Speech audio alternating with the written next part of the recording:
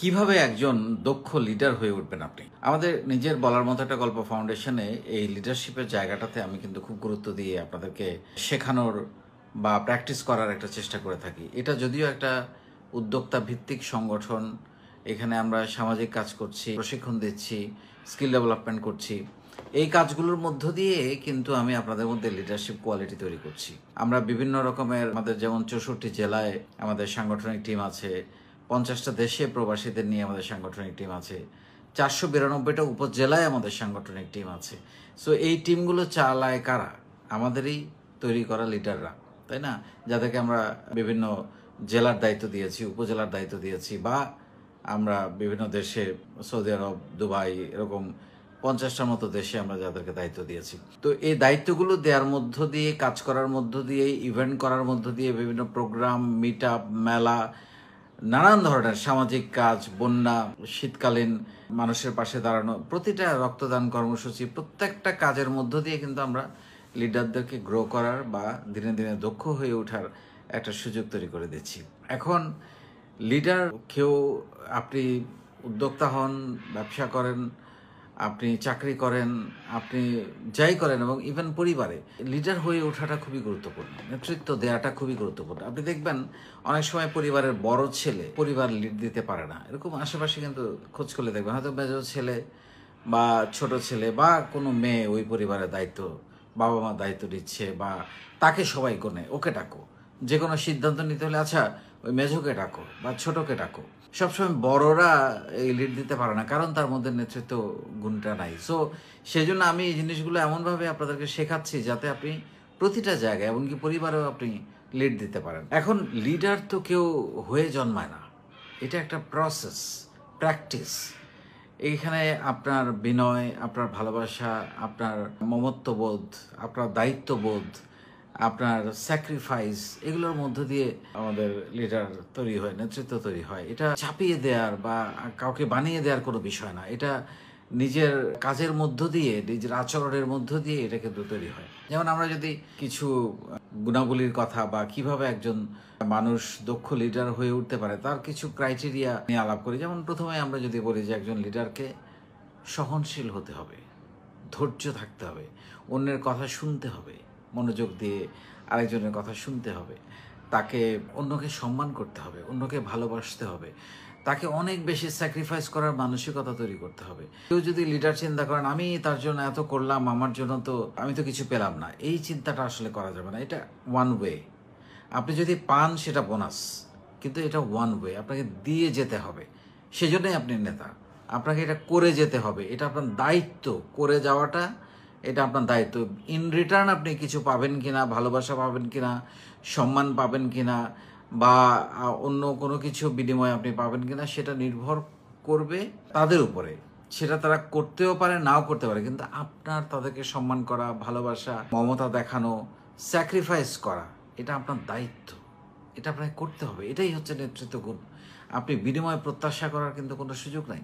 আপনাকে আপনার সহকর্মীদের বা আপনার ফলোয়ারদের বা যারাই আপনার সঙ্গে কাজ করে টিমের মেম্বারদের কথা শুনতে হবে, তাদের সুখ দুঃখ আনন্দ বেদনার সাথী হতে হবে। তারা একটা বিপদে পড়লে আপনাকে এগিয়ে যেতে হবে নিজে থেকে। এটাই নেতৃত্ব। যে সে তার কোনো পারিবারিক ক্রাইসিস বা সামাজিক বা অন্য যে কোনো বিষয় একটা সমস্যায় পড়েছে, আপনি ঝাঁপিয়ে পড়েছেন সেটা সমাধান করার জন্য, তখন সে আপনার প্রতি নেতৃত্ব সমর্পণ করে দেবে। হ্যাঁ, তুমি আমার নেতা। So this is very important. আপনি যদি চিন্তা করেন আপনি শাসন করবেন, শাসন দিয়ে কিন্তু এখন আর লিডারশিপ হয় না। হ্যাঁ, আপনার কথা শুনবে, যদি আপনি সেই লিডারশিপটা তৈরি করতে পারেন। আপনার কথা মতো সে চলবে যদি আপনি সেই গুণগুলো, যে গুণগুলোর কথা বললাম, আপনাকে কর্মীদের চাইতে বেশি কাজ করতে হবে। আপনি লিডার, আপনি ইচ্ছা তখন আসলেন, অর্ডার করলেন, এইটা করো, এটা হয়ে হবে না। আপনাকে কর্মীদের চাইতে বেশি কাজ করতে হবে, আপনাকে পথ দেখাতে হবে। লিডার কিন্তু কমপ্লেন করতে পারে না, লিডারের কাজ হচ্ছে সমস্যার সমাধান করা। আপনার টিম যখন আপনার কাছে আসবে, আপনি এই তুমি এটা পারো না কেন, তোমার এটা হচ্ছে না কেন, মানে আপনি এগুলো বলে কিন্তু কোনো প্রবলেম সলভ করতে পারবেন না। আপনাকে তাদেরকে সমস্যার সমাধানের পথ দেখাই দিতে হবে, তবেই তারা আপনার আনুগত্য স্বীকার করবে এবং আপনার প্রতি তার যে নেতৃত্ব, আপনি যে একজন নেতা তার, সেটা সে তখন মেনে নেবে। সো এই জিনিসগুলো খুবই গুরুত্বপূর্ণ, যে পথ দেখানো, স্যাক্রিফাইস করা, তারপরে অভিযোগ করার কিন্তু কোনো সুযোগ নেই। আপনি কাকে অভিযোগ করবেন? আপনি তো নেতা।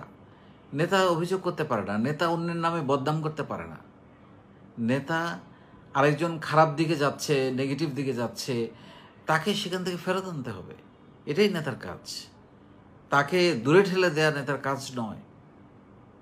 হ্যাঁ, এখন তাকে যদি বোঝানো না যায় তাহলে তো কিছু করার নেই, কিন্তু বোঝানোর চেষ্টা করতে হবে তাকে, যে তুমি দূরে সরে থাকতে পারো না, আমি তোমাকে চাই, আমি তোমাকে কাজে লাগাতে চাই, আমি তোমার নেতৃত্ব গুণ আরও বৃদ্ধি করতে চাই। লিডারশিপের ব্যাপারটাতে আবেগের জায়গা আছে, কিন্তু রাগের জায়গা নাই। এখানে রাগ করার, অভিমান করা লিডারশিপের জায়গাটাতে মানায় না। আপনি যদি নেতৃত্ব দিতে চান, নেতা হইতে চান, আপনাকে রাগ, অভিমান সবাইকে সমানভাবে দেখতে হবে। ইন্ডিভিজুয়ালি কাকে একটু বেশি পছন্দ, কম পছন্দ, হ্যাঁ, কখনো কখনো কাজের খাতিরে মনে হয় ওর সঙ্গে একটু বেশি কাজ হচ্ছে, তার মানে তাকে বেশি পছন্দ, ব্যাপারটা কিন্তু তাই নয়। সবাইকে সমান রকম পছন্দ করতে হবে। কারো মনে যেন এটা না আসে যে আমাকে কম গুরুত্ব দেওয়া হচ্ছে কিনা। সেটা আপাত দৃষ্টিতে হয়তো দেখতে মনে হতে পারে, কিন্তু সেটা যদি তিনি মনে করেন, তাকে বুঝিয়ে বলতে হবে। সো এই জিনিসগুলো খুবই ইম্পর্ট্যান্ট, এবং ভালোবাসতে হবে তাদেরকে।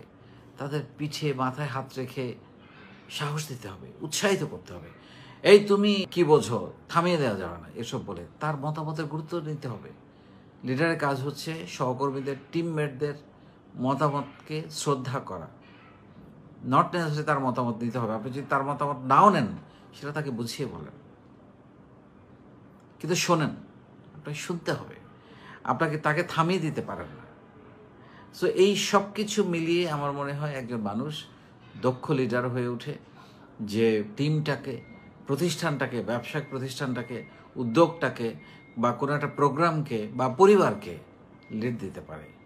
কারণ আপনি যদি আলটিমেটলি আপনি বড় লিডার হবেন না, আপনি হয়তো বাইরে অনেক বড় লিডার হলেন, কিন্তু পরিবারে কেউ আপনার কথা শুনে না, তাহলে তো এটা কোনো নেতৃত্ব গুণ হতে পারে না। আপনি দেখবেন পরিবারে, ইভেন পরিবারের ভেতরে না, বাইরে চাচাতো, মামাতো, কাজিন, এরকম অনেকে আছে যাকে সব কিছুতে রাখা হবে, কারণ তাহলে নেতৃত্ব গুণটা খুব ভালো। সে জানে how to manage. How to manage is very important. কীভাবে, কেউ কেউ দেখবেন কোনো একটা কাজের কথা বললে, আমি তো জানি না, আমি তো পারি না। আবার ওইরকম অনেকজন আছে, আচ্ছা আপনি এটা নিয়ে কোনো চিন্তা করেন না, আমি করে ফেলবো। এইটা হচ্ছে নেতৃত্ব গুণ, এটা হচ্ছে দক্ষতা, এটা হচ্ছে কাজ করিয়ে নেয়া, বা অ্যাটিচিউড, পজিটিভ অ্যাটিচিউড। লিডারকে পজিটিভ হইতে হবে। নেগেটিভ আচরণ করার লিডার কোনো সুযোগ নেই, কারণ তাকে তো ফলো করে। সে যদি নেগেটিভ হয়, তার সঙ্গে যারা আছে সবাই নেগেটিভ হয়ে যাবে। ভীষণভাবে পজিটিভ একজন, অপটিমিস্টিক একজন মানুষ হতে হবে, আশাবাদী মানুষ। লিডারকে আশাবাদী হইতে হবে, স্বপ্ন হারানো যাবে না। সো এই সব কিছু মিলেই আমি মনে করি একজন মানুষ ধীরে ধীরে তার মধ্যে নেতৃত্ব গুণ তৈরি হয়, এবং তিনি একজন অসাধারণ মানুষ হয়ে ওঠেন, এবং আস্তে আস্তে লিড দিতে থাকেন। ছোট পরিসর থেকে শুরু করে করে একসময় বড় পরিসরে লিড দিতে থাকেন, এবং প্রতিটা পর্যায়ে জীবনের এই লিডারশিপ কোয়ালিটিটা আপনার কাজে লাগবে। প্রতিটা পর্যায়ে যে কোনো রেজাল্ট আনতে হলে আপনাকে ভালো নেতৃত্ব গুণ থাকতে হবে, লিডারশিপ কোয়ালিটি, যেটার উপর খুব বেশি গুরুত্ব দেওয়া হয়, লিডারশিপ কোয়ালিটি। এবং সেটা আপনার বাকি যে স্কিলসগুলো, লিডারকে ভালো করে কথা বলতে জানতে হয়। আপনাকে তো বোঝাইতে হবে একটা জিনিস, সো আপনাকে ভালো করে, সুন্দর করে কথা বলতেও জানতে হবে, যাতে করে আপনার কথাগুলো তারা শোনে। মানে কমিউনিকেশন স্কিলসটা তার ভালো থাকতে হবে, প্রেজেন্টেশন স্কিলসটা তার ভালো থাকতে হবে। সো এই জিনিসগুলো মাথায় রেখে একজন লিডার তৈরি হতে হয়।